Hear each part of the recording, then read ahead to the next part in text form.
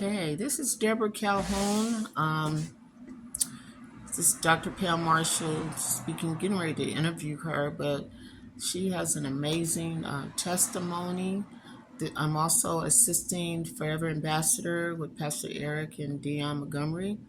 And Deborah, why don't you give a little bit of your testimony? I met you about 7 years ago. Yes, I met about 7 years ago. I was at Reggie Canyon. I wasn't able to walk. They had to they had to break my legs, and this was the first time that they did this. And I had to learn how to walk. I had to learn how to. They also put casts on my hands, and I met this person. I just had to meet her. I was going for my therapy that day, and she was singing. And they were telling me that I had to make it to the office and back to my room, and I wasn't able to until I heard Sister Dion singing this song. So I told him, I said, hold up. I said, I want to be able to go in that room, the activity room. And so they said, do you think you can make it? And as I was trying, Sister Dion kept singing this song. And every step I made, I was able to get in there and see who was singing like that. And so I hadn't gone to any of their meetings because I was just starting off there. And so they said they would come on Thursdays and on Sundays. And I made it there. I was waiting for them. And I made it there. They said, Sister Debra, what are you doing? They called me Sister Debra before I met them, at the center where I was. And so I said, yeah, I'm going to come. I'm going to come to this. I made it to this thing. It uplifts me, the music and the songs that she was singing. So I continued on, and as I continued on, I was able to come out. This was my first time, and I made it to the church where they were going. It was called Frontline. Pastor Eric and Sister Dion invited me over. They picked me up sometimes. Anyway, as I started going on, they were talking about this PCIe. I didn't know what it was, but I knew that it had to be something because I wanted to know what it was all about. Even though I am a spiritual person and everything, this was different. So I continued on following them everywhere they went. Even went back to Reggie Canyon where I was. I couldn't walk. Even though I got out, I still couldn't walk. So I continued on following Sister on and Pastor Eric. And as my strength was getting better and everything, and then one Sunday, Dr. Wright was there, and they prayed for me. And I got out of the chair and I made some steps, and I wasn't in the chair anymore. No, I made steps and everything, and I continued on, following them wherever they went, because they had something that I want. They had something that I needed, and as I continued going, with Sister Dion and Pastor Eric, they also had a daughter named Portia. Portia. And it was just so different for me. It wasn't a big congregation, but who said you have to be in a big congregation to get what you need, And so Sister Diane was also there, and Brother Floyd, and it became a family to me. They started picking me up to go to church, and I needed it. And then as I started going to PCIe, and I met this sister, Pam. And this is where she came in as a part of my life, to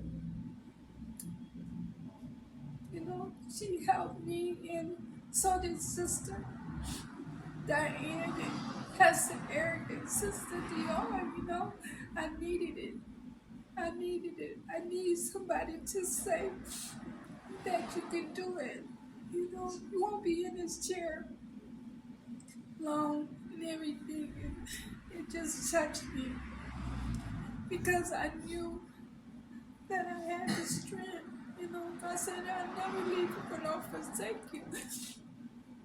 And as we started going to Reggie Canyon on Sundays, you know, Pastor Eric and Sister Dior encouraged me, and Pastor Eric made me feel like I was family. And he would say, Sister Debra, you can get up and give your testimony.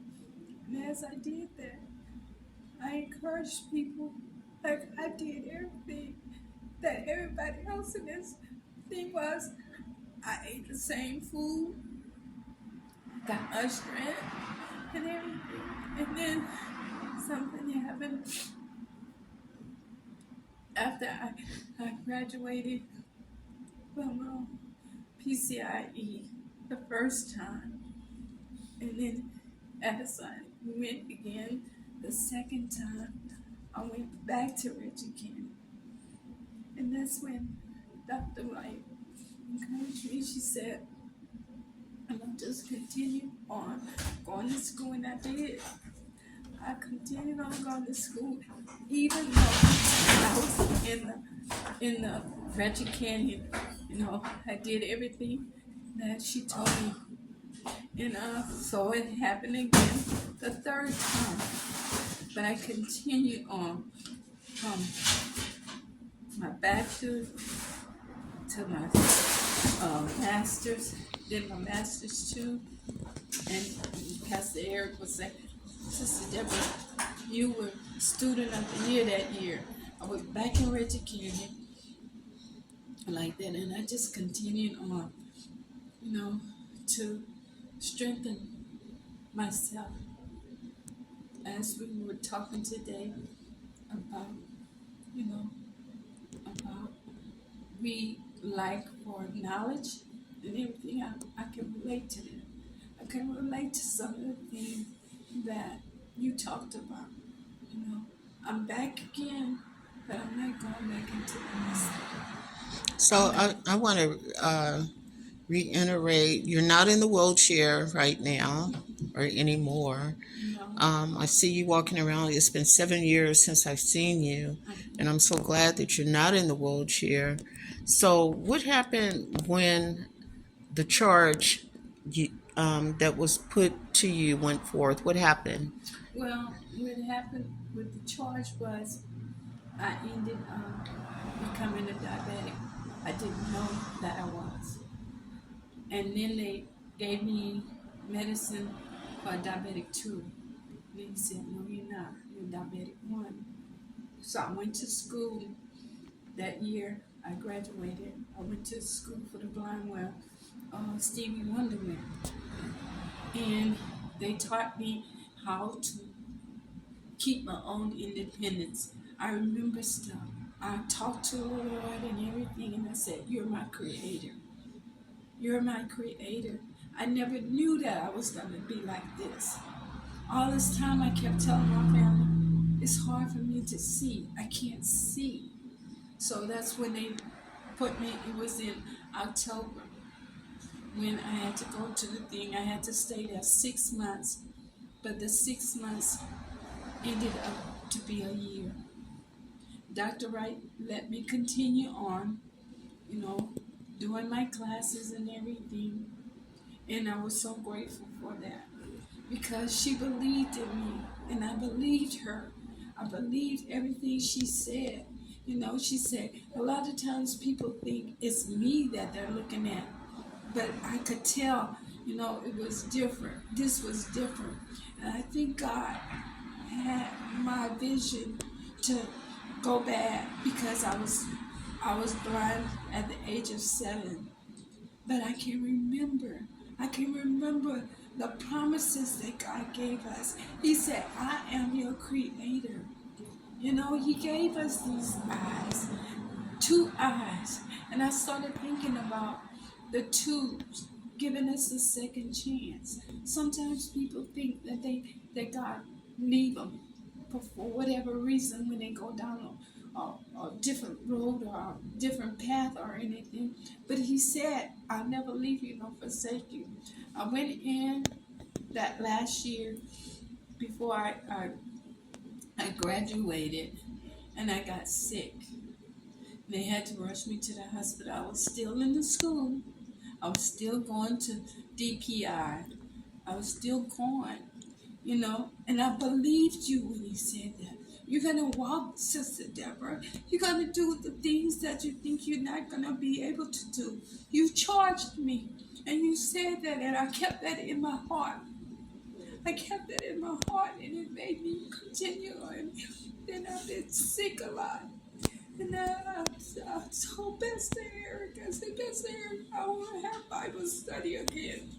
You know, and I thought about you, what you said.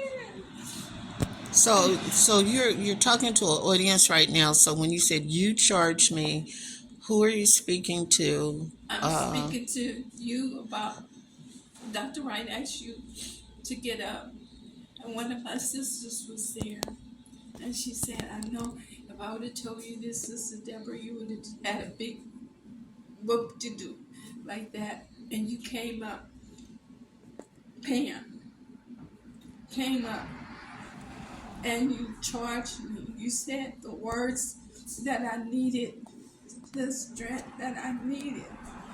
You know, I had hope, you know, for a lot of things. Today you were talking about some things that I had to surrender. I say sometimes people say they believe and push come to shove when they turn you down for a surgery. It's like, it's hard to believe, you know, and I surrendered. I said, not my will, Lord, but yours. Because Amen. I had to give up. I had to surrender. And I went into a coma. But I didn't know I was in a coma. I didn't. I didn't know I was in a coma. And then this past month, my brother passed away. And I saw him. I saw my brother, how he believed in the Lord so much. You know, I was there when he went into his transition. And he never stopped praying. He never stopped praying. He said, thank you, Lord. Thank you. And then it happened to me again when I went DKA. And it was like, there's nothing we can do. But I knew God could do what he said he was doing. He promised, you know. And now I'm going through some more stuff. But every step I make, like when Sister Dion was singing, I'm going to continue doing everything that I can. You know, I love them. I love the way that they go out and help people. You know, they don't exclude people. They accept you just as you are. And I believe it. I believe in their word. I believe That's in God's beautiful. word. Yeah. But anyway, I appreciate you taking the time out and talking to me and not forgetting me. You know, I thank the Lord for all that he's done in my life. This is my history. This is my story. And God is still healing you. Yes, he is. And he is no respecter of person. No. What he do for one, he'll do for another. Yeah. Okay, so I didn't know until today where